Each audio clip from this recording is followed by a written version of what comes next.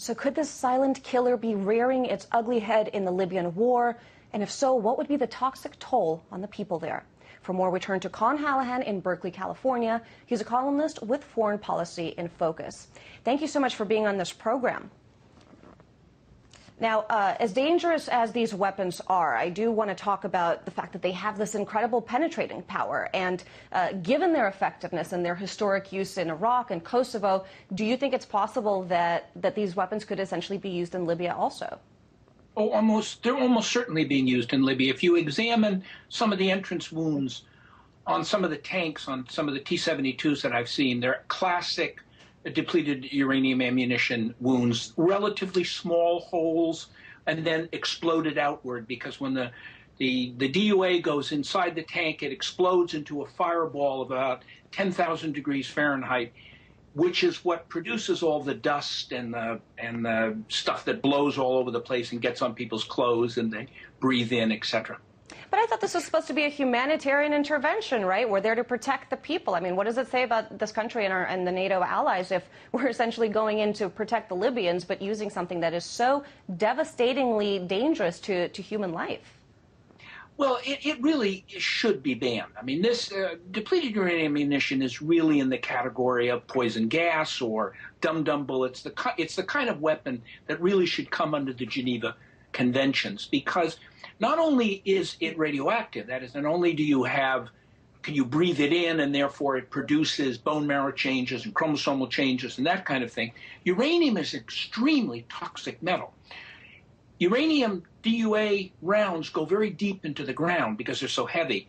They there get into, according to the World Health Organization, they get into the water tables. And so people are drinking this stuff. It destroys kidneys, it destroys livers. It's just very dangerous stuff. Well, you mentioned the Geneva Convention, and I know that you yourself have written about the fact that a UN panel has actually found that these kinds of weapons violate several international agreements, including the UN Charter, Geneva Conventions, other agreements. What has gotten in the way of these weapons being banned? I mean, are they so useful that we can't possibly find anything else to use in their stead? I have a hard time believing that. Well, what they are is they are very effective. And the United States also has a tremendous pile of depleted uranium because they have a very large nuclear industry. Now, what do you do with this stuff? Well, one of the things you can do is you turn it into these cannon shells, and they 25 millimeter, 30 millimeter, and tank shells and all sorts of things. They're very effective. They're very effective, and we trade them. Most of our NATO allies use them. Italy does not. Germany does not. Belgium is the only country in the world that's officially banned it. But we've been peddling this stuff, and we're not only peddling it, we're going to expand it. We're going to start moving it now to the use by heavy machine guns and even some submachine guns. So we're going to find depleted uranium just saturating battlefields in the future. It's just a very, very bad idea.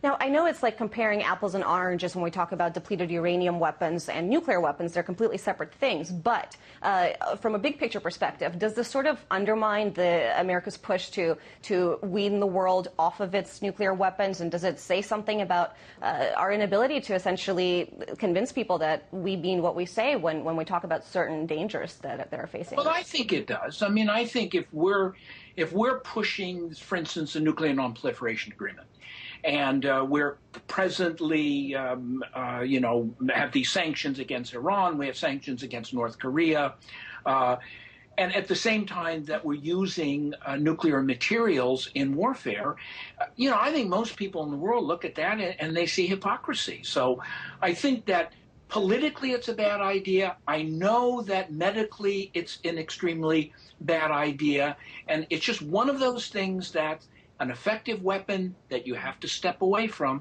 because the price that you pay for it in the end is simply too high. And very briefly, I know that you've written about the historic use of these weapons in places like Kosovo and Iraq. DU ammunition weapons our own government insisted that it was perfectly safe, that there were no medical consequences as a result of its use, yet it's been linked to Gulf War syndrome. Talk a little bit about the medical consequences here. Well, actually, they don't say that. It's just that they don't tell anyone what they're saying. The U.S. Army back in 1991 did a study of depleted uranium ammunition. And what they concluded was that anyone who did any cleanup in the period after, say, dragged away an armored vehicle that was struck with depleted uranium ammunition, should be wearing a full biohazard suit, and that all clothing afterwards should be destroyed. The tanks that they bought back from the Gulf War that were struck by depleted uranium ammunition friendly fire, they were buried in radioactive dumps. So actually, the Army knew that the stuff was dangerous. What they didn't do was they didn't tell anybody that it was dangerous. And that's still the situation today. Well, still the situation today. And we're also not telling anyone whether we're actually using this stuff or not. Really unfortunate developments there. Thank you so much for your